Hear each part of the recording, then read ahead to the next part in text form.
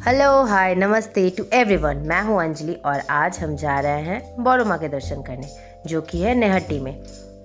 तो Sunday morning हमने सियालदा से नेहट्टी के लिए नेहट्टी एक्सप्रेस ट्रेन लिया। स्टेशन पर उतरने के बाद हमें लगा कि हमें ऑटो या रिक्शा लेना पड़ेगा, बट मंदिर बिल्कुल 2 मिनट की दूरी पे ही था, तो हमें ऑटो रिक्शा की कोई ज़रूरत नहीं पड़ी। हम पैदल ही मंदिर तक आराम से पहुंच गए थे। यहाँ जाते वक्त काफ़ी लोग ढोल बाजा के साथ जा रहे थे। पता नहीं ये कोई रिचुअल है या फिर उनके घर में शादी और है।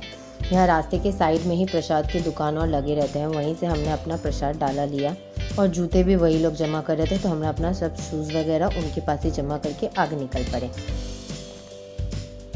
सामने ही हमें मंदिर दिख रहा था, ये वाइट कलर का जो दिख रहा है यही वो मंदिर है, पर मंदिर तो बगल में था। हम सोचे चलो मंदिर तो यहीं पे है तो हमें ज़्यादा जाना नहीं पड़ेगा, पर जब हम इसकी लाइन देखने पहुँचे तो हमें लाइन की एंडिंग ही नहीं मिली।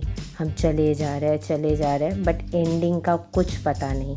आप देखते जाइए आगे, आपको पता चलेगा ये लाइन कितनी लंबी थी। इतनी लंबी लाइन होगी हमें इसका कोई अंदाज़ा नहीं था। हम तो भाई चले जा रहे थे कि लाइन अब आने वाली है। मेन रोड से हम लोग गली में भी जा चुके थे, बट गली में भी जाने के बाद लाइन की एंडिंग नहीं दिखी। ऐसा लग रहा था कि वेस्ट बंगाल के सारे लोग आज इसी मंदिर में आ गए हैं दर्शन करने के लिए।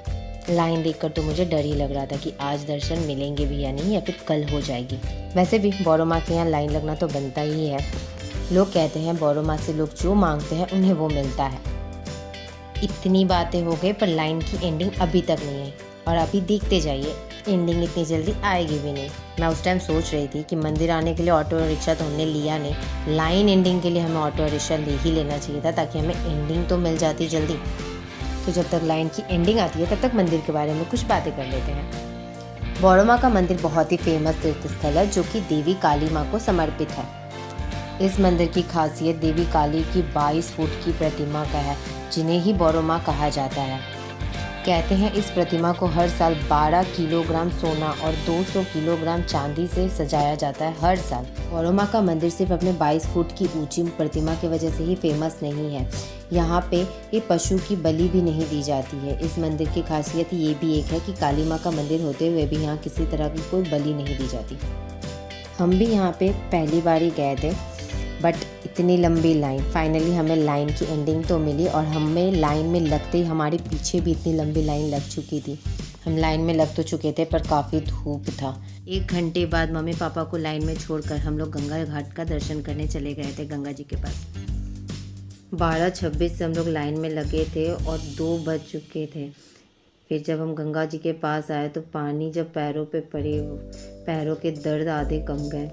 कुछ देर गंगा जी का व्यू एंजॉय करने के बाद हम वापस लाइन में जाके खड़े हो गए। फिर लाइन धीरे धीरे आगे बढ़ती गई। वहाँ पे एक पार्क भी था, उस पार्क में एंट्री फीस लग रही थी, और हम लाइन में ऑलरेडी खड़े ही थे तो हम पार्क में गए नहीं, बट बाहर से हमने देखा पार्क में वहाँ पे ऑस्ट्रिच थे। आगे बढ़े, वहाँ एक और गंगा घाट है, वहाँ पे कुछ रिचुअल्स चल रहे थे। 12:26 से ऑलमोस्ट लाइन में खड़े होने के बाद अब 5 बज चुके थे और हमारा लाइन मेन रोड तक आ चुका था और मंदिर भी हमें दिखने लग गया था। मंदिर के अंदर जाते जाते तो हमें 5:30 बज चुका था, और मंदिर में भगवान जी का दर्शन करते करते 6 बज चुका था।